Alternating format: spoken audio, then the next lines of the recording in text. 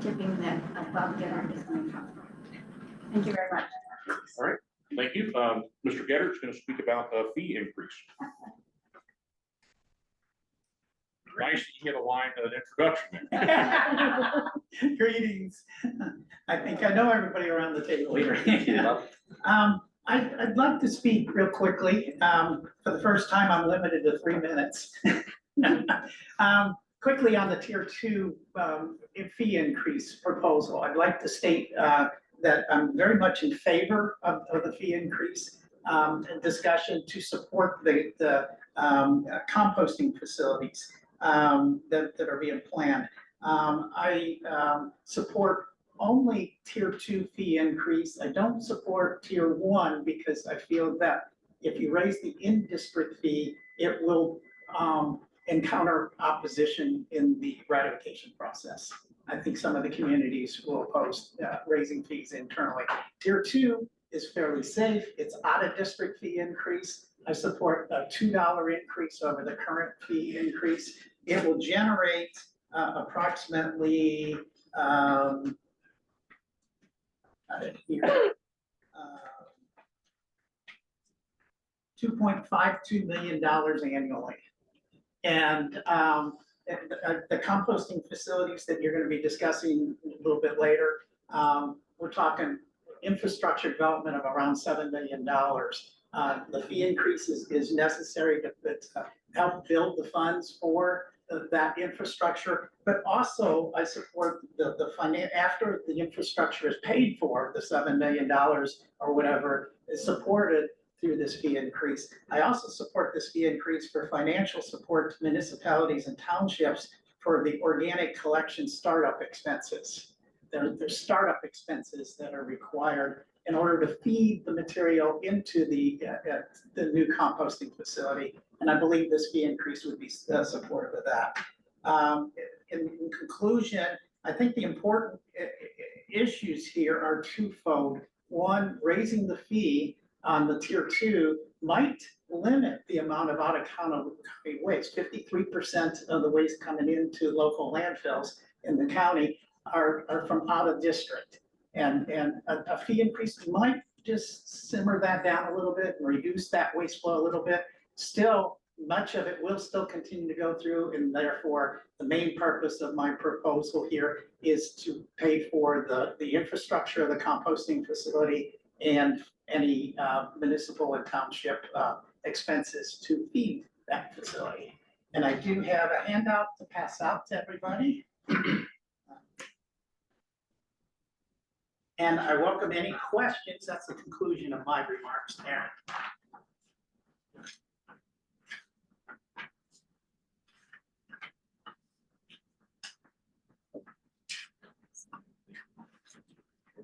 Oh, For Michelle. Yeah. Thank you. all right. Thank you, Mr. Getter. And I know that we were going to be discussing that later as one of the Yes, points on the meeting. So, yes. all right. Thank you. Thank you very much. Is there anybody online who's making a comment? All right. Seeing and anyone else in the live audience? Seeing and hearing none, we'll move on to item 4, resource revenue updates and analysis attachment B. Ms. Falls, you can take that away. So we have in this a comparison of the 2024 tipping fees with the 2025 go through the end of June. And we did see an increase of about 2.5% of out of or in district waste tonnages. We saw about a 4% decrease in out of district waste and about a 5.5% increase in out of state waste. Overall, that is pretty steady. So it's about a 2% decrease in revenue from between 2024 and 2025. So nothing out of the ordinary as far as.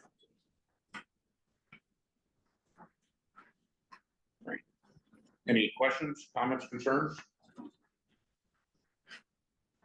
Thank you for that update. Now we'll move on to item 5, policy items for discussion.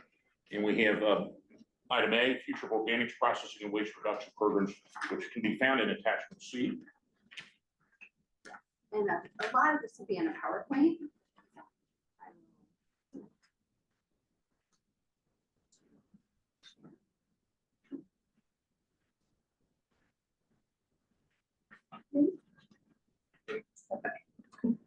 So my presentation will be relatively short, but mostly I'm going to address some of the questions that came up at the last policy committee meeting, and then really focus on the conversation of what should Hamilton County's role be in improving organics infrastructure.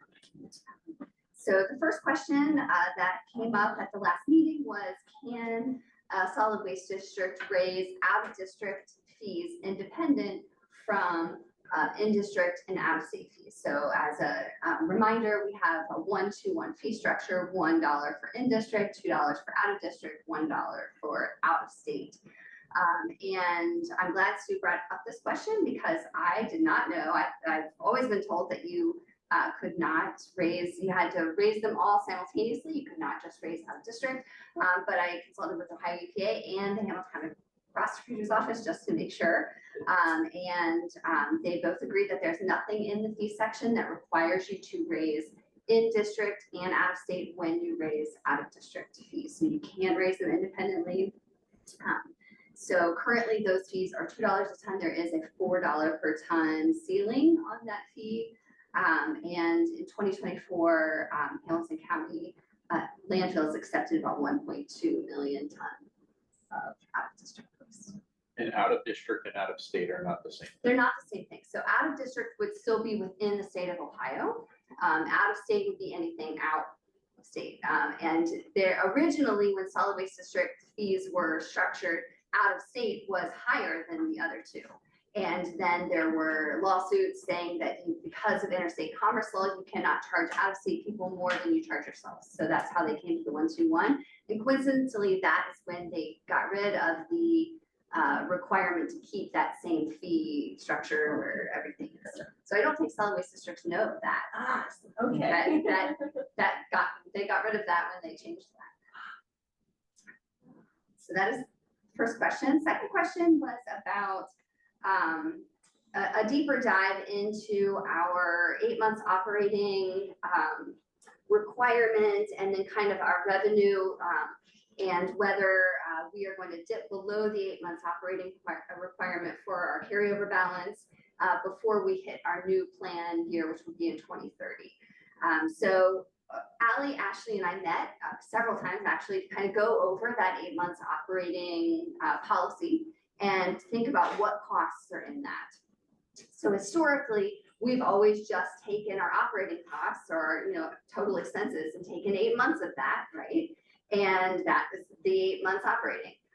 But the true reason behind that 8 months operating and keeping that minimum balance is that if there was something were to happen and our main revenue source, which is Rumpke Sanitary Landfill, if that were to no longer operate starting tomorrow, we would need to find another way of funding the solid waste district. And there are other fee structures.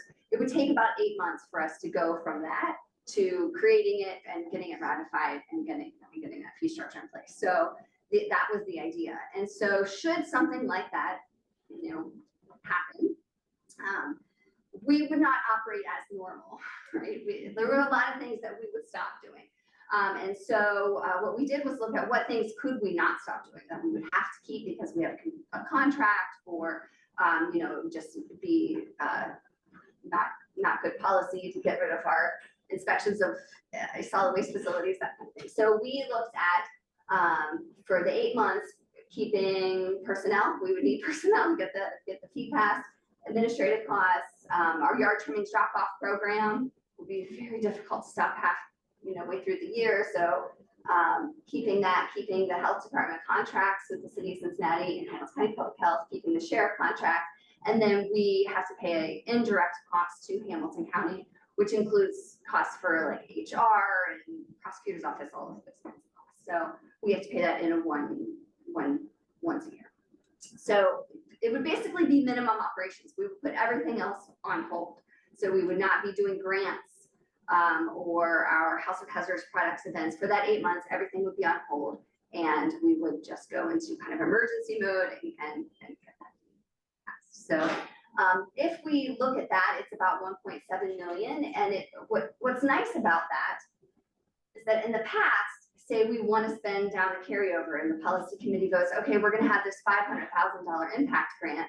Well, but then when you look at the chart, the 8 months operating also goes up because you've got that impact grant in there. And so it kept it, it wasn't a nice steady number. Well, this is not going to be completely static because you're going to have a little bit of changes. It is a much more constant number. So it's an easier target to be heading towards, if that makes sense, rather than it fluctuating every time we change the budget a little bit. So that's what we're looking at. And when we do that, our operating costs as is would stay under that 8 months, or our cash balance would stay under that 8 months operating through the end of this planning period. Questions about that? So the 8 months it's not a statutory requirement, it's required within the rules of. No, it's totally just something that the policy committee decided, just to give staff kind of peace of Right. mind or something. But really, like, I'm thinking, my mind is thinking like, what would close Rumpke? If, if like a landslide and fires can't close it, it would have to be some kind of huge force majeure thing that every contract would be subject to, so it would be canceled. Well, that's what I'm wondering if if you feel the 8 months is enough, because I think it would be something cataclysmic that it's gonna take 4 months to figure out what just happened, kind of thing. But I think that it's just kind of to hold over staff until actually what I think if we wanted to maintain operations, we would have to switch from the tipping fee to generation fees.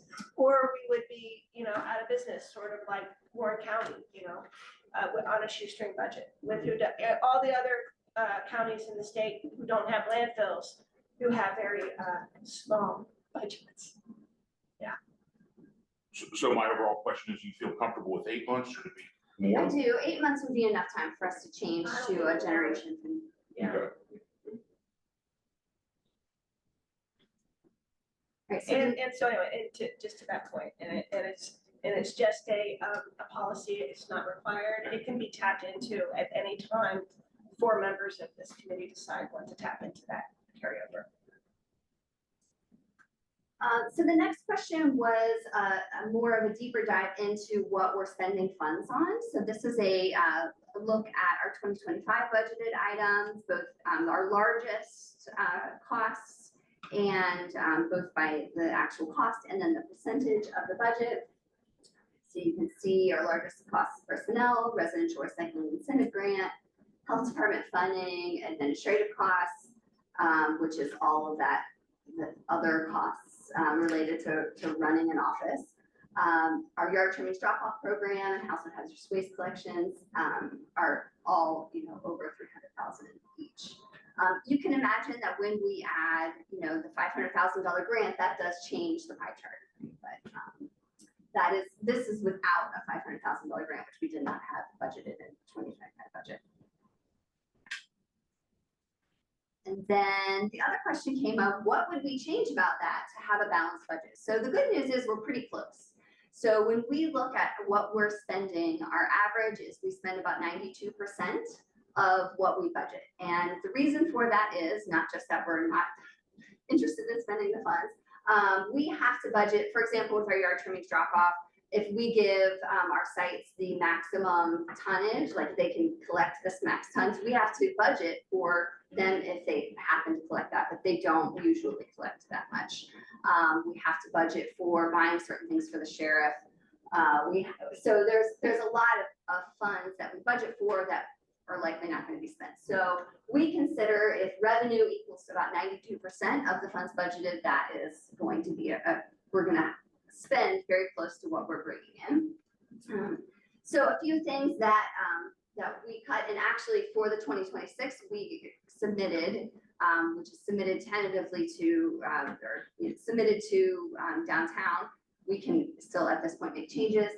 These are the things that we cut from the 2025 budget to make that a balanced budget. So we did reduce our tire collection costs. We increased it in 2025 because we took it over from Keep Cincinnati Beautiful administering it. Keep Cincinnati Beautiful recommended 30,000. They thought we would need that much. We really need more, about 22. So we're comfortable bringing that down. Backyard composting, we'll still have backyard composting classes. We had to budget extra if we want to buy a bunch of compost bins and then sell them. Even though we're bringing in revenue, we still have to budget for buying that. And so this would just change, if we wanted to do a compost bin sale, it would just change how we would do it. People would have to order it ahead of time. We eliminated the wasted food awareness event, which Last Mile Food Rescue actually has a big federal grant to cover these kinds of events, so we don't need to do that. A $5,000 program promotion, which is just for our programs that don't have their own separate budget for promoting them. Our target community, we've not been spending the full 27,000 with those target communities, so we're comfortable bringing that budget down.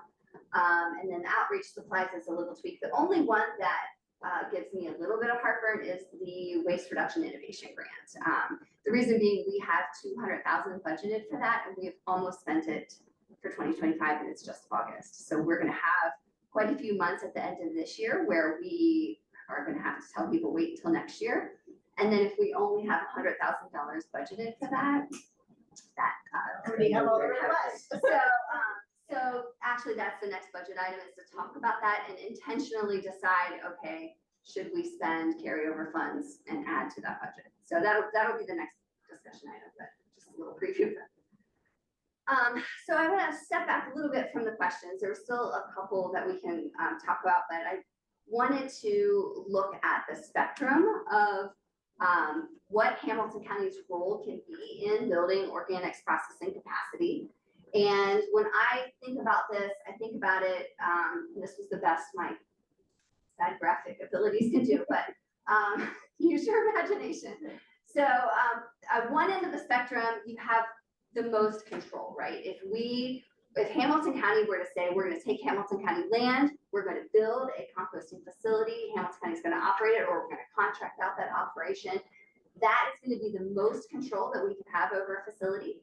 It's probably going to be the fastest because we have control of the timeline. It's definitely going to be the most costly. So, there's that full cost on there.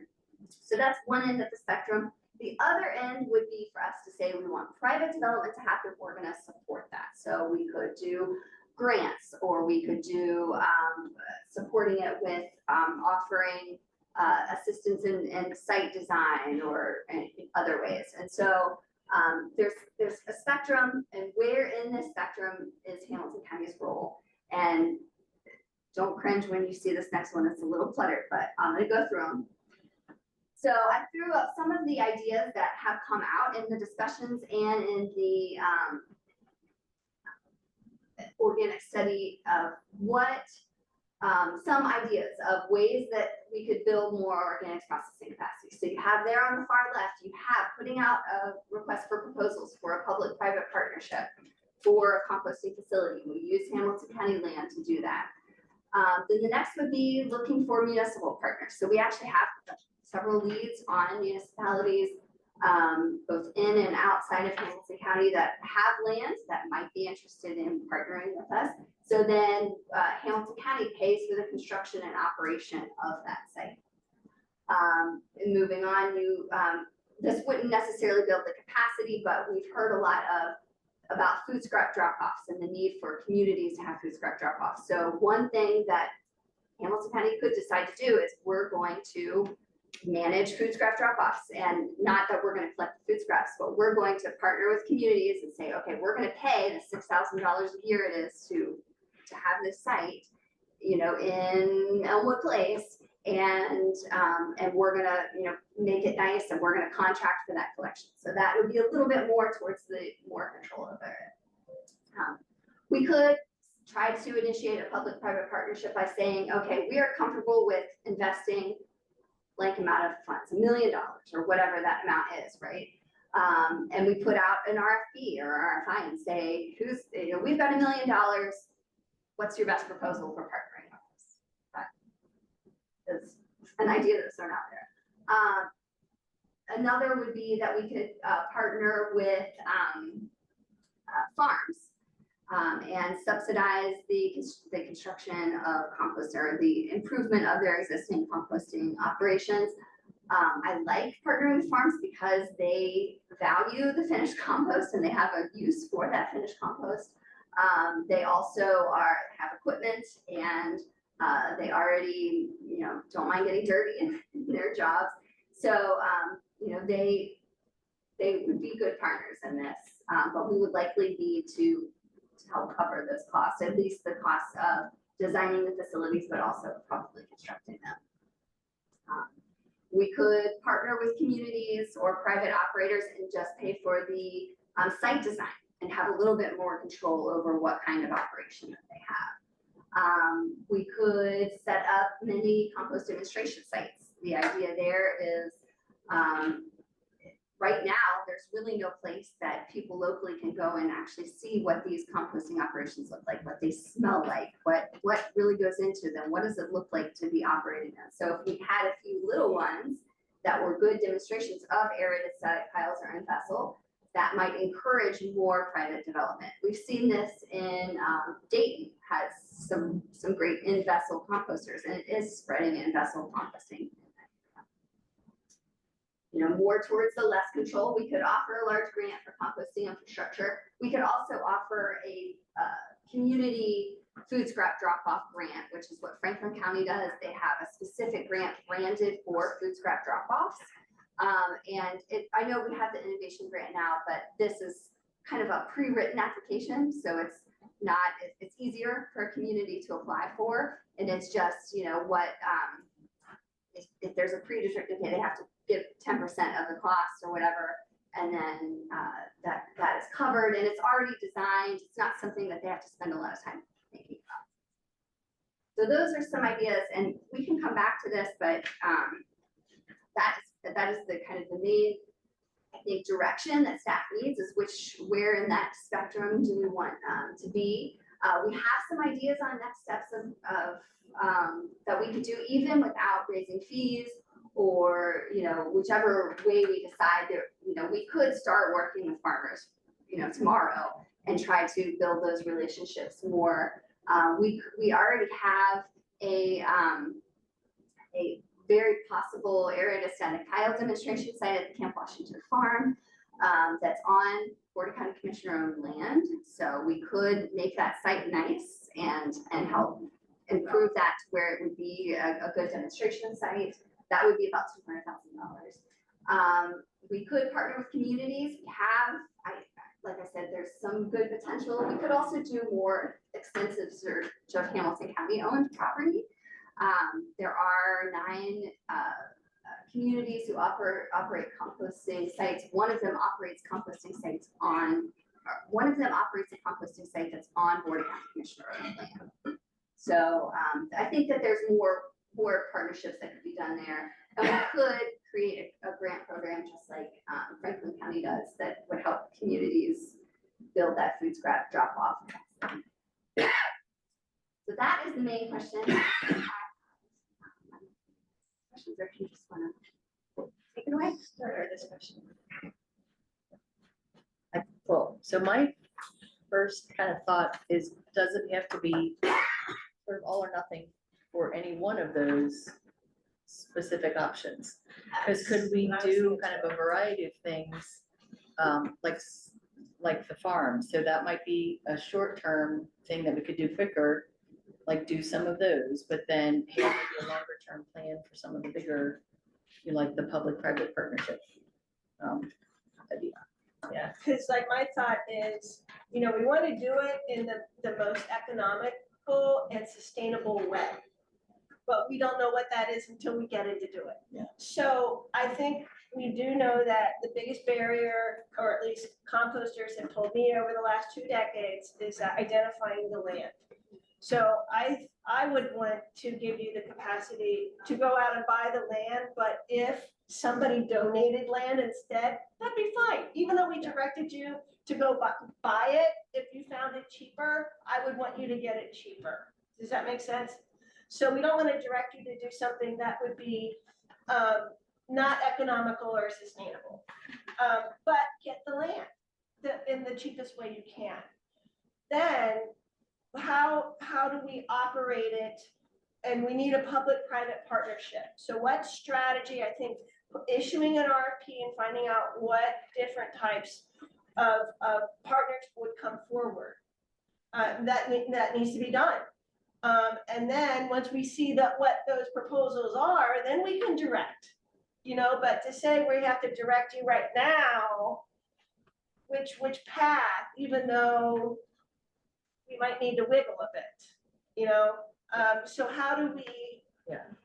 Or I see it as even maybe taking more than one path and Yes, kind of collectively we'll get to that tonnage that we want to try to divert. But it might be from a variety of methods, like for the mini demonstration site, that's something where I know, so Celeste Treese and was it Gorman Heritage Farm had? So there were two people who had like a USDA grant, or two organizations had a USDA grant. I could see them very easily being the demonstration site as well as Camp Washington. Just because I will say, when I went to go visit the Dayton Food Bank, that was an eye-opening experience seeing in-vessel composting. So if we could kind of have people see both of those so that they're not thinking in the back of their head, but what about that one compost site that really smelled, and, and kind of dispel that myth as one site. Again, farmers maybe quickly just for one or two sites, but then some longer term planning, but we need the land to do that. Michelle, you put together a document and sent it out a couple weeks back to us? It's got some really good recommendations from you and your team. And some of them are certainly far cheaper than the option of building it up for the site. Yeah. You want to talk to those? So, at all? so that was the list of the question of, if we raised fees, what would staff recommend that we Yeah. spend those funds on? Yeah. And so, you'll notice I did put two options, the option A for building with capacity, or option B where we're building a public-private partnership, because if I don't know which direction we're going. But yeah, so that, especially with the, if we are raising fees, staff would recommend that we not only invest in composting, but also in food waste reduction and food rescue, because those are higher up in the hierarchy. And we want to, make sure that we are hitting those as best we can. We're hitting them now, but hitting them even stronger. Yeah. If we're not raising fees, then I'm not advocating that we do those other, that we amp up those other areas, that we focus more on the building the organics capacity, so. One more question. I believe if we had a facility like this, it would fall under the new rules that we all adopted. Have we done any kind of analysis to see where a facility might even be allowed to be located under the new rules? I'm not sure that the rules, do they have a specific, I thought there were requirements in them about placement next to certain types of infrastructure. right? I So, don't think there was anything that wasn't already a state, there's nothing additional other than what's already required. Oh, I thought it was more restrictive than state rule. It was only in that we could consider additional things like noise, things that the state doesn't consider, other impacts on the community that the state doesn't currently. So we could make things more restrictive than the state, but not less restrictive. Yes. We may, before we go too far down that path, also want to visit those and make sure we dust them off. And Yeah. figure out who's going to be the Like, one what did we say evaluating about that a year and a whether or half not ago? Or whatever they're. it was? Yeah. and it may have to go outside the county. Right, and that's another thing, it's likely to not be in Hamilton County proper. But that's why identifying the site is really the first step. And then if there are partners, great, if not, then we would be the operator, yeah. Well, and just to be clear too, because in the report from, what was it, February, I guess was the final report, it was actually 3 sites that were going to be. Yes. So again, this could be one of the 3, and then we could build this first one, see how it goes, and then maybe, revisit and say, okay, if we had to do it again, this is what we would tweak the second time around. Exactly. Third time around. I would want to, identify Yeah. a site, getting operating before we identify the second site. Yeah. Yes.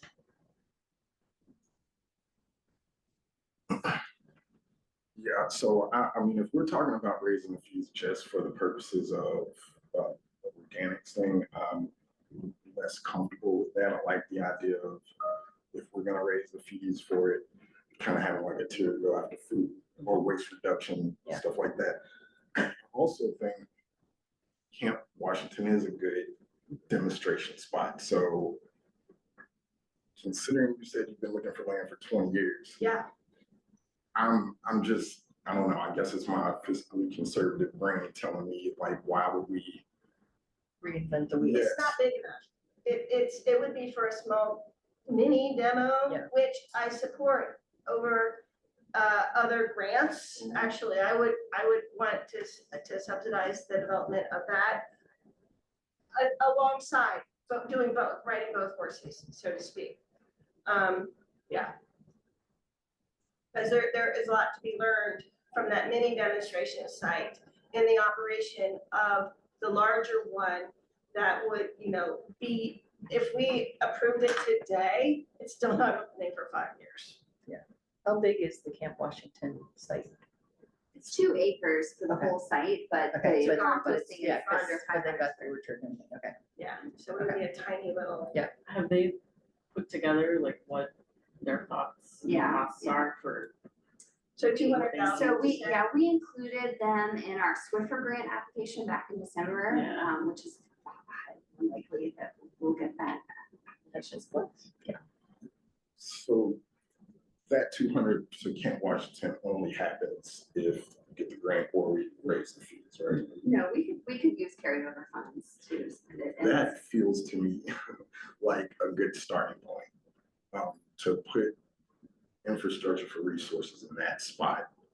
Use it as a demo spot while searching for this land, but I don't think you need. Yeah, Just me, I don't know if my nonprofit brain is saying I don't need that tipping fee to go raised right now if we can start supporting the demonstration spot.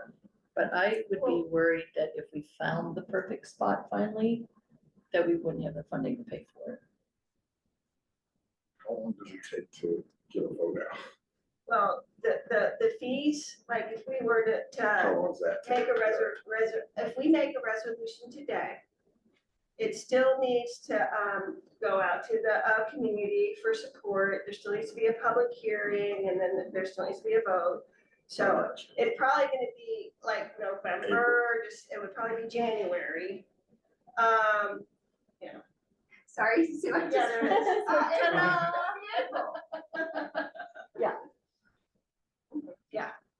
So I think there's a lot of value to a demonstration site, especially if you look at, I think the answer ultimately is a public-private partnership. And I think that public-private partnership gives more value the more you have a proof of concept with this and a demonstration site and partnering with farmers and even some community partnerships. So I'm kind of in agreement that we don't need to place all our eggs in one basket on this, but before we go out making a large investment, even though it may be tier $2, it seems to me that somebody taught me years ago that people only absorb change in small bites, or else you get indigestion when it comes to government. And this is kind of that small bite. And I think that the proposals you get will be more valuable in terms of what they will provide, not money wise, but just the weight behind it, who makes them, with this more and more proof of concept in Cincinnati. Because I think we could maybe all agree, I don't know, that the last attempt at this left a bad taste in a lot of people's mouth. And as an investor, I wouldn't want to say, well, this time they got a different way. But if you show me numbers, and if you give me specific evidence, then it's different. Well, and I will say, like, when I visited the Dayton Food Bank, I mean, the proof was in what you couldn't smell in the air. I was like, oh my gosh, okay. So if we were to go down the Camp Washington path and then also try to do an RFI situation, what does that timeline look like in tandem with the structure timeline? Or like if we compared those timelines, does that make sense? Like, So if we put out a request for proposals Yeah. for, would we be looking for municipality partners and doing an extensive site search of Hamilton County land? Just to see who what is out there, is that? Yeah. I mean, I think that we could do an extensive search of Hamilton County land and, I mean, I already have a few municipalities who have expressed some interest, so I don't even know that we would need a necessary RFI or even that it would come to that, but I think I could come up with, here are some potential sites by the November meeting. If the policy committee is saying, yes, we want to at least have a site for this, you know, whether it be fully, then I think the next step would be, is Hamilton County paying for the full cost of building out that site, or is it, what happens there? Because that is the really expensive part, so. But I could see that being something where if Hamilton County kind of secures it and it's owned by Hamilton County, then we could kind of figure that second part out later theoretically, like, okay, if there's a company coming in to do it, you know, then we could work out the terms for them to buy it from Hamilton County, or Hamilton County leases it to them, or whatever, but I feel like having the site itself like designated, like this is going to be compost, will make the rest of that a little bit easier, because people won't be, meaning companies and things won't be like, well, where's it gonna be? What are the site considerations? And all, like that part will be taken care of. It's just a matter of, okay, what do we need to do specifically now for this site? I guess. I feel like the communities, so the ones that I have spoken to, I'm not sure if I put out an RFI, I'm not sure what I would put in it, right? Because I don't have clear direction of how much we're willing to do. Like, are we kitting this whole thing out? That would be a different response for a community than them saying, like, just well, you're gonna saying, buy it, well, but if you you're know, not we want, running it, we then want we're some fine. land. Do you think you would want to build a compost? So I'm. Okay, I know, You it's see kind the of struggle. like, yeah, I get that. and so it's almost kind of better just to say, hey, we're gonna buy it, we're gonna own it, we're gonna get, and then hopefully find the ideal partner who wants to take it over, if we can find that. But I think if we, otherwise, we're just stuck in this holding pattern for a long, we're just stuck. And- So our fear is, Yeah. she will find the land, and we won't have the money to go To get buy it, it. right? So that's, well, right, because if we find the land and we can't buy it, it ain't staying on the market. So there's no sense in looking for the land if we don't have the money to buy it. And we know that from the consultant's report that each of these facilities is gonna be between 7 and 14 million each. So we know we have a need for the money. The fact, you know, do we wanna go up to $3 or $4 and just do it right now, or go up incrementally? We do have 4 million in cash reserves though. So, I mean, there's nothing that would prevent us from using 4 million in cash reserves to purchase land if we decided even to go below the 8-month operations. So let's turn to our Yeah. financial advisor here, kind of. What, for some of the members that might not be familiar, I think you gotta realize the political aspects also. I mean, you're have a commissioner that's on this policy committee that would be able to bring it to the board, but the board has to listen to the public. So if you buy land and for the plan of putting something on there that stinks and smells, and the public goes against it, then most likely the commissioners are gonna side with the public and not with your interest or solid waste's interest or whatever. It's more of, you know, you might wanna try smaller samplings, like you guys are talking about. See where the smell is, see how the effects are, and see if you can get political agreement on it. And then determine because if you buy the land first and then the smell is there, then But you're dealing with the problem with having a land that we can't do anything with it anymore. But that kind of assumes it's in Hamilton County, and Right. my gut tells me it's not gonna be in Hamilton. But you could also do a small sample and see if there's any impact or smell or effects, and then kind of as well, kind of get the ball rolling in other areas. There are many, many unknowns, that's for sure.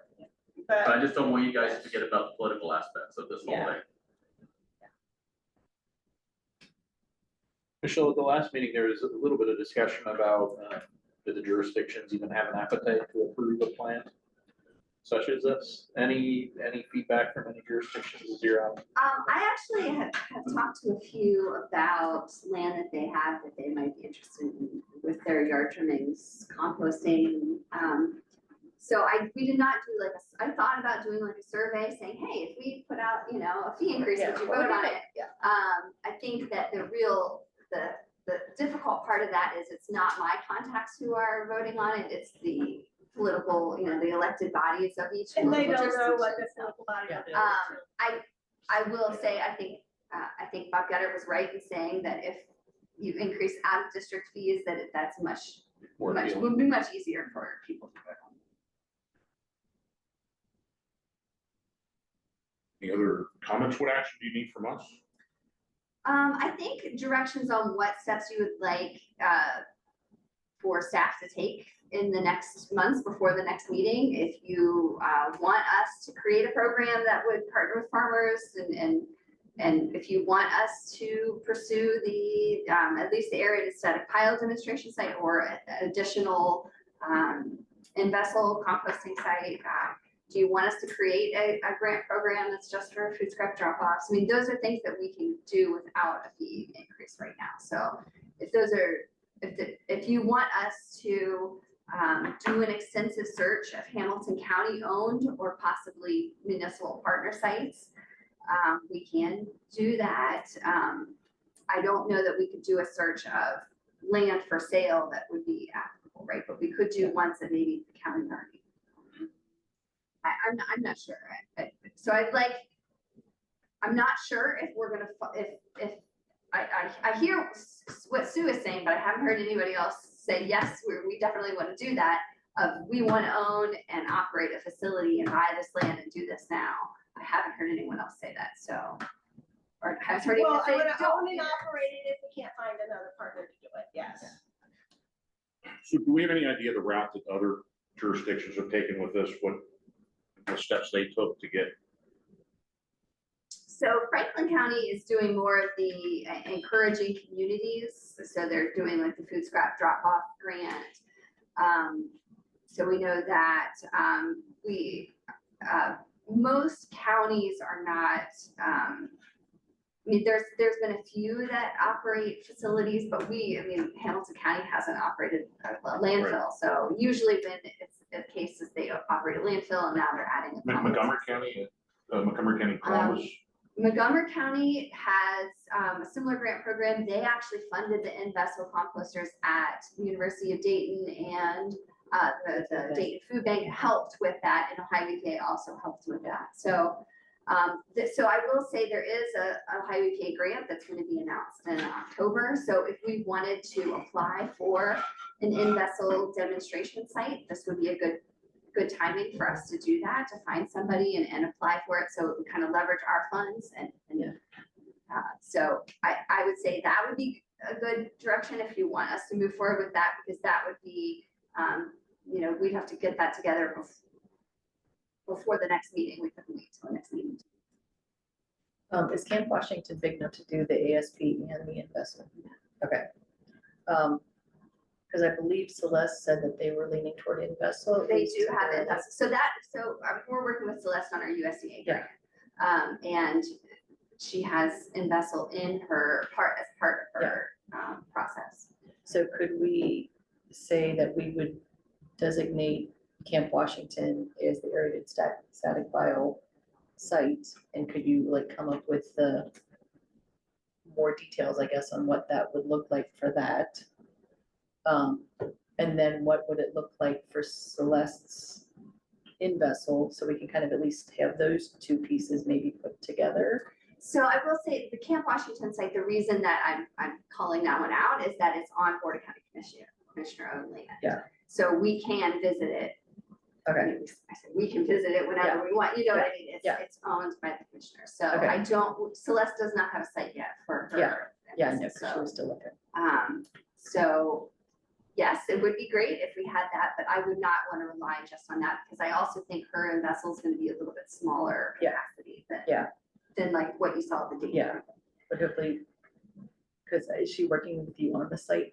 Okay, so, but maybe that at least would be able to tie up some loose ends for those two projects then potentially by November.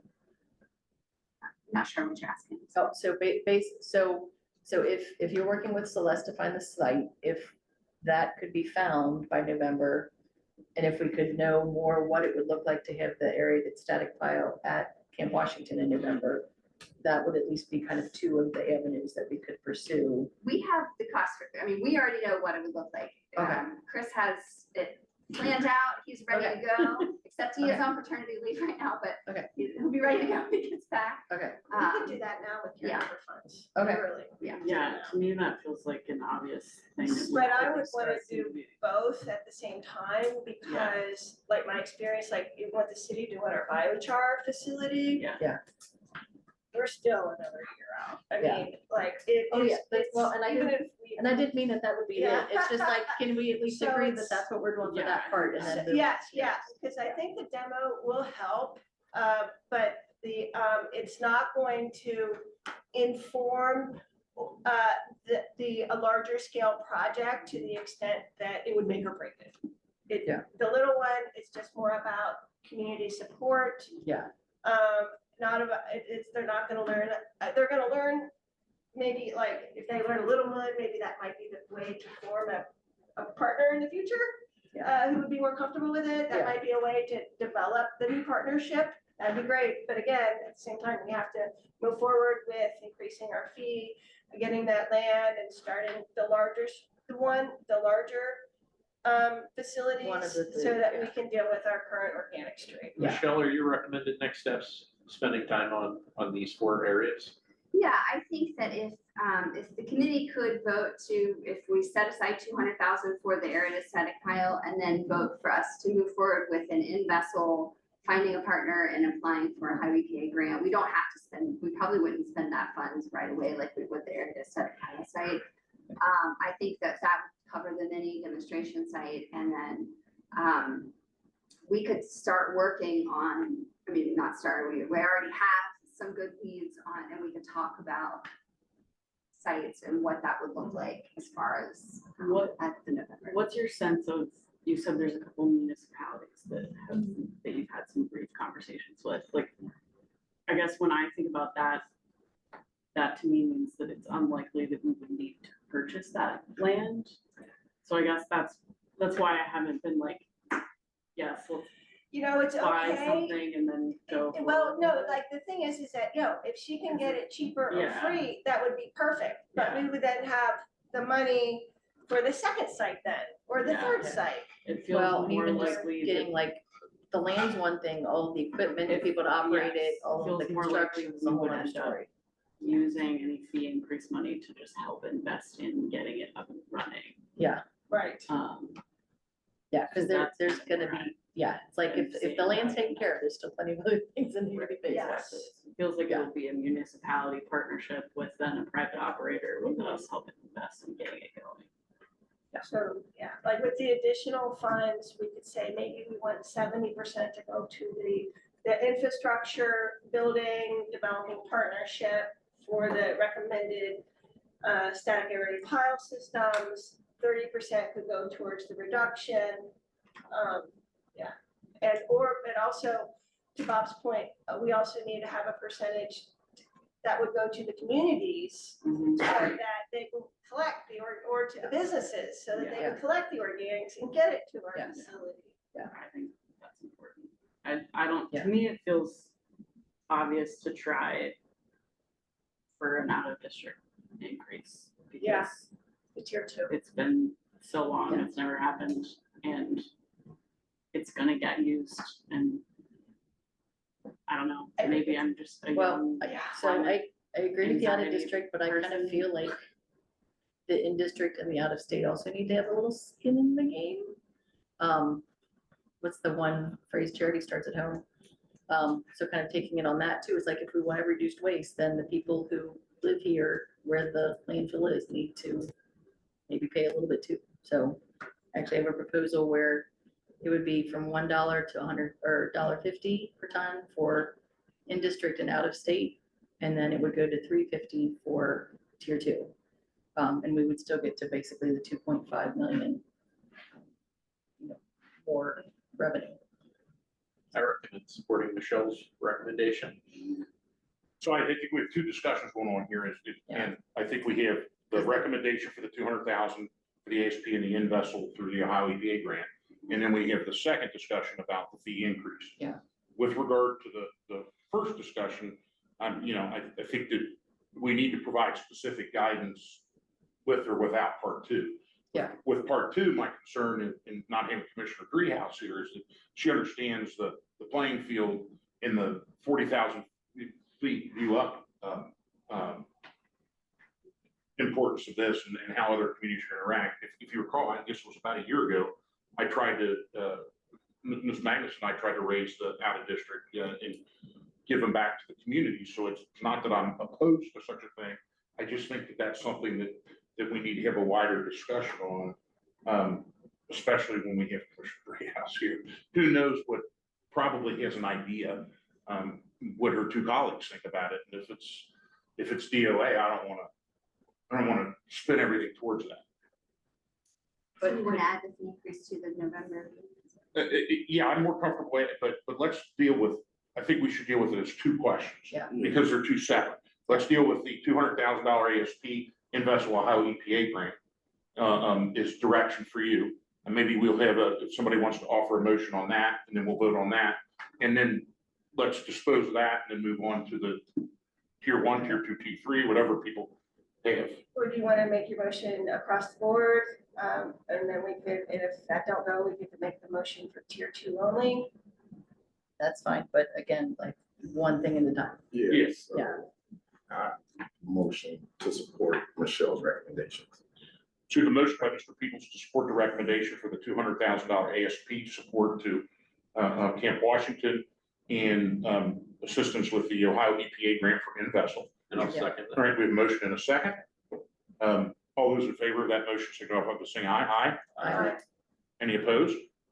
All right, that passes 6-0. Now we can deal with the fee. If you want to make a motion for fees or tier 1 or tier 2, I guess tier 1 is tier 3. So If I can test this out. Copies of this.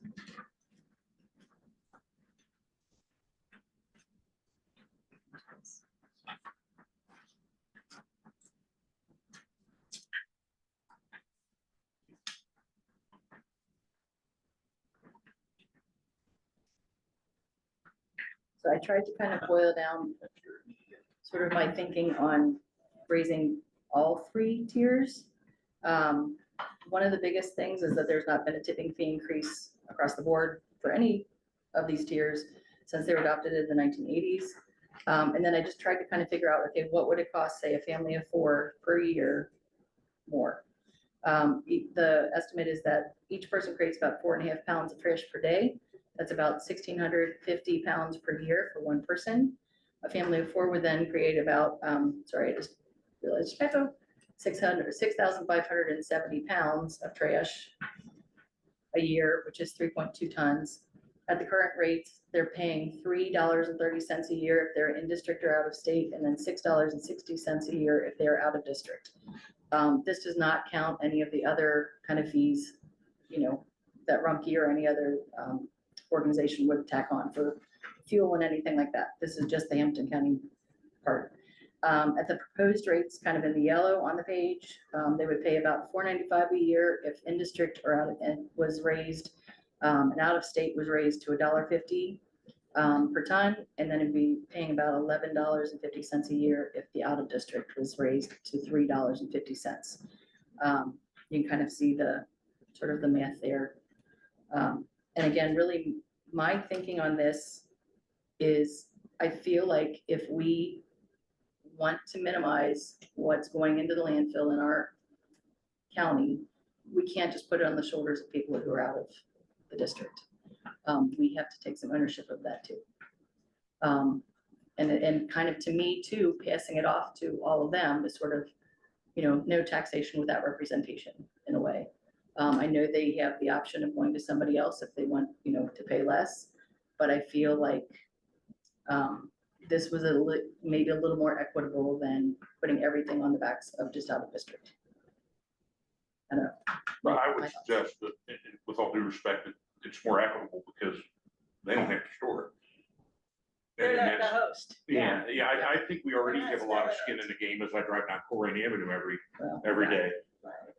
And that's, my position on something like that would be that a lot of people are free riders on Hamilton County. Yeah. Be it the library, the stadium, the solid waste, and that I have a difficult time supporting it in district increase when we have it maxed out of district. Because I would gladly pay more to have it somewhere else. Yeah. And I know that that's a completely philosophical difference that we probably have on that. Yeah, because my thinking is just if it's maybe a tiny little bit more painful, then maybe they will think about what are the other options before it goes to landfill. I come from the space that we're sitting on a fairly large cash balance. I would hate to raise the fees until we have a reason to raise the fees.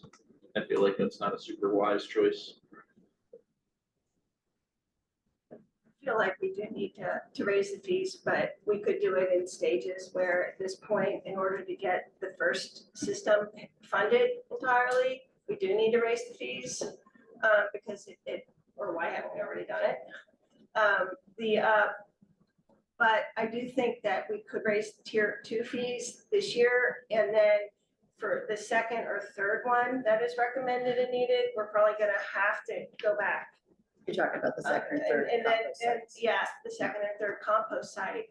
And then we would probably have to go raise the tier 1 and tier 2 to get the full infrastructure. Because the one just doing tier 2 probably isn't gonna be enough. to But we fund haven't, all as a three. policy committee, agreed to 3 compost sites. I think that's probably a fundamental, like, let's start, figure out where we want to go before we get Well, there. that was the I think that- recommended by the consultant, was Yeah. 3 is what we need For for the the consultant, but not organics. us policy committee members. I Thought we think it's a kinda discussion. did, didn't we? Okay, I thought because I that thought we was- did too, but You two have. Yeah. I don't think we all Okay. have. I thought we talked about that at the last meeting, but maybe I'm missing that part. So is this a motion, or are you making a motion? Because I don't know if, because you've given us all 3. I mean, do we want to make a motion? Do you want this for further discussion? I guess, what is the action that you? Well, it seems like this is dead in the water for raising all 3 of them, so then my backup position would be where Mallory's is, where we raised just the out of district from $2 to $4.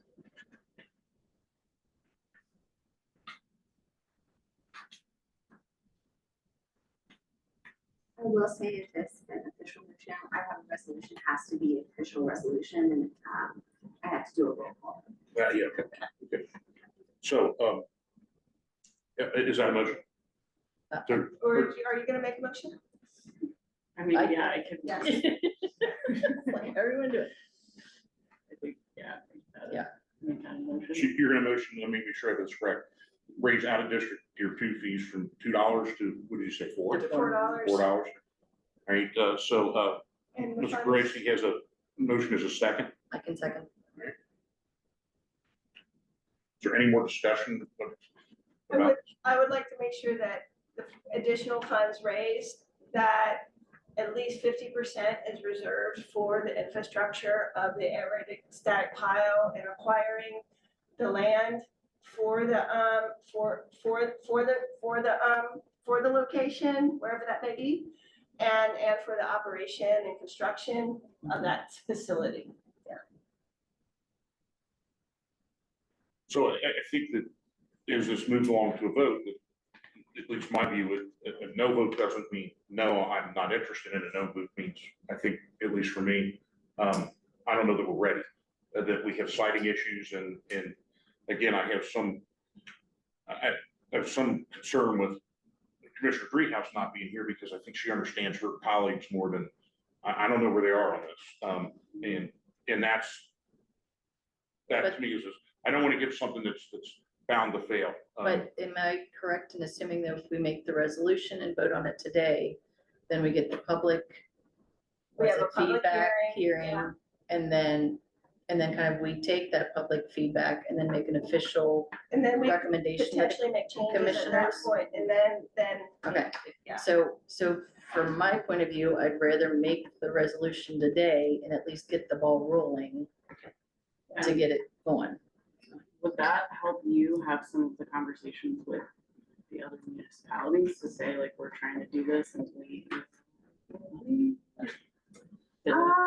get it going? Like, I is would that- say, I have already, in talking to municipalities, say we have the potential of But the- increase, it's a so I lot. kind of already have that part that I'm planning. Okay, but this might make it a little bit more visual. Ball rolling. Yeah. Rolling. Is there a certain percentage that we want to say would go to this, or just leave it at a majority? For Would go to the fees raised. yeah, the fees Okay. raised, the additional fees raised. I'd maybe say at least 50%. Okay. That's it. Yeah, and then the other, okay. Yeah. I like that. Okay, if there's no other discussion, we'll do a roll call vote. Can we do that? I guess we should do it alphabetically. Oh, no, I just. What Do it now? in order. Maybe just go around the table. Okay, that's fine. I didn't know if we Can need we to just follow go in Robert's the rules. way that I've written everybody Yes. else? There you go. So I don't mess up. There you go, sorry. I had my Robert rules brain going in. Ms. Magnus, Yes. Mr. Waller, No, Mr. Kesterman, No. Ms. Garrissey. Yes.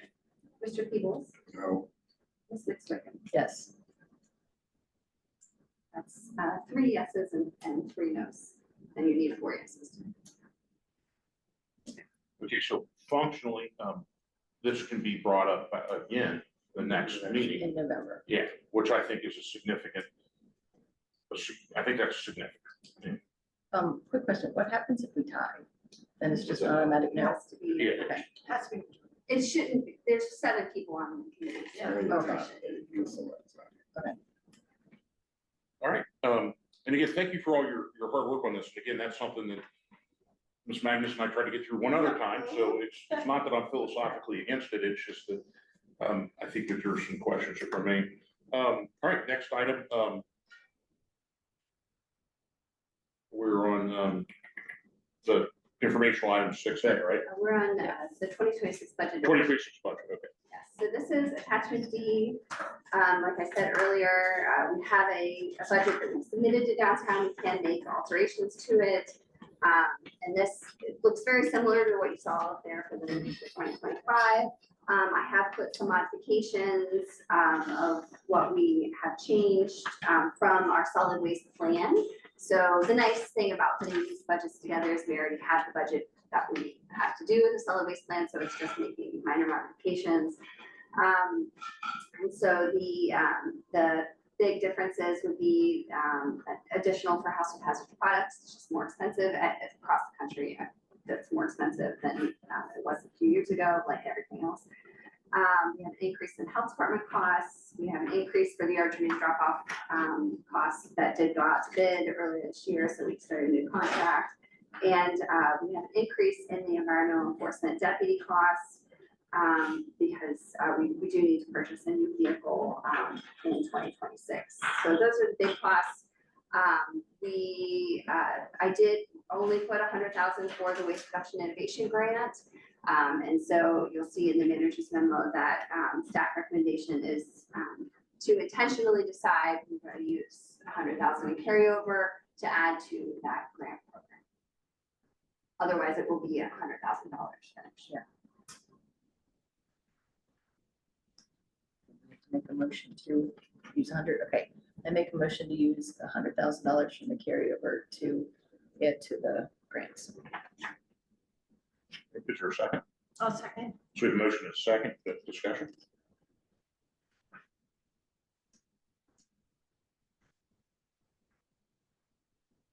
Done?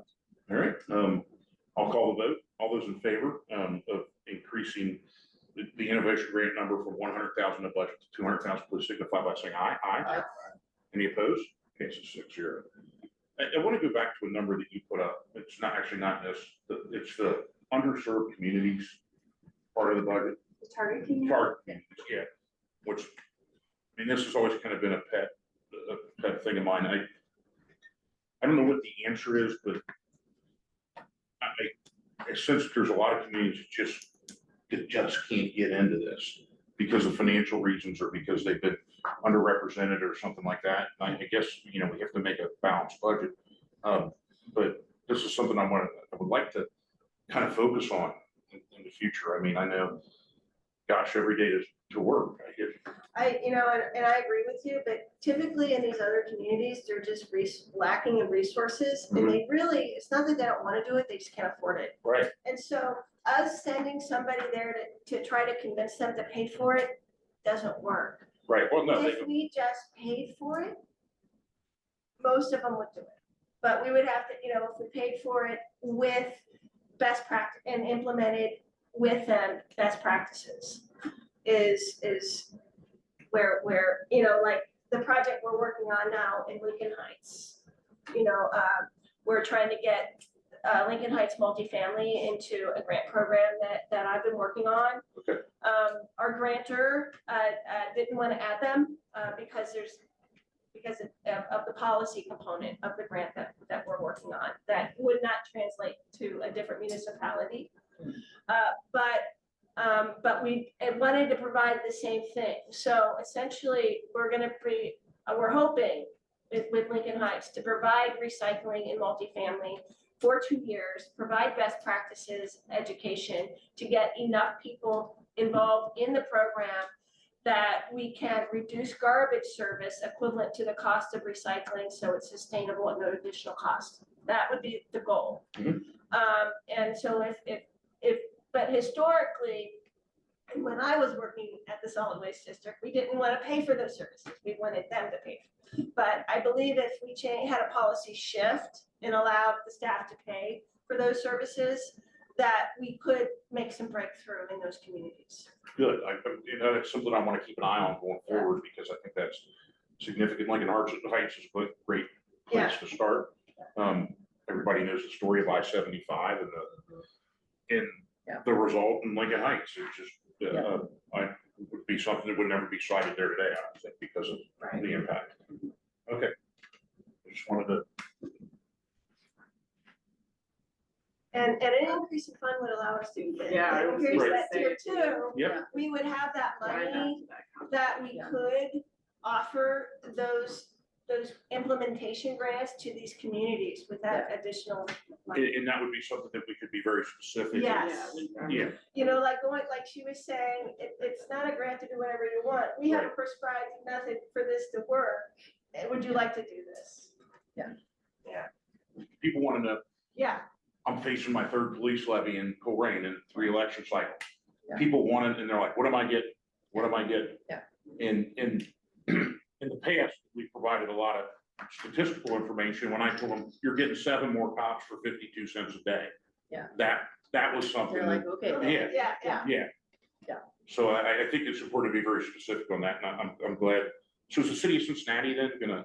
So we have a grant right now where we're actively recruiting multifamilies, large, like 300 units, and more, where we're providing free recycling services for 2 years, and we're going on site and doing the education campaign for them because property managers don't have time to do it. Right. And so we're hoping to get enough success stories that we can make it a policy. Okay, that's fantastic. Yeah. All right, I'm sorry. All right, is there any other items other than do we need to, Just the information Just the items. grants. do we need to accept the budget then that's now? I think we got the resolution to add Yeah. that. So it's, okay. So we don't need to accept the whole? No, because the plan itself. is- Okay. All right, we could move on to 6 informational items. A, waste reduction innovation grant updates, attached me.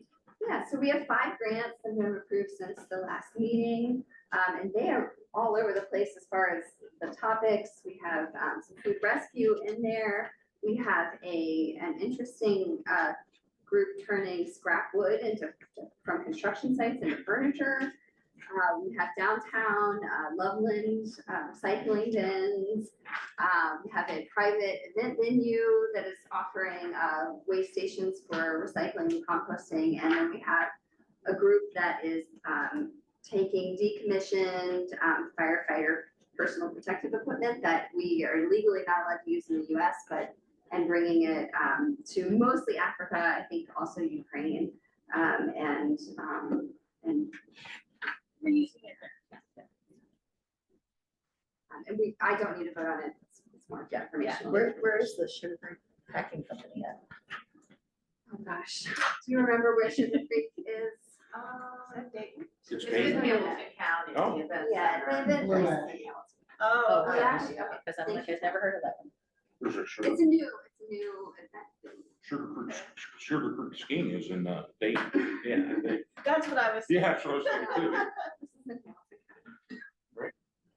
Any other, so we've got all informational items, any other points for the good of the cause here before we move on to the all important 7 and 8? All right, next scheduled policy committee meeting will be a meeting on Wednesday, November 19th at 3 p.m. here at 250 William Howard Taft Road.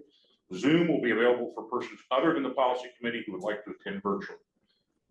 So at this point, are there any motions? Other than to adjourn. Motion to adjourn, is there a second? All right, we have a motion by Ms. McSwigan and a second by Mr. Peoples to adjourn. All those in favor, please signify by saying aye. Aye. Any opposed? That passes 6-0. We are adjourned at 4:15 p.m. Thank you. And Michelle, when is the other facility scheduled to open up? For you guys moving? Oh, we are supposed to move in February or March. Okay. So I'm not sometime holding my breath on that timeline, Okay. but yeah, that is. next- okay. Send me a name, where it's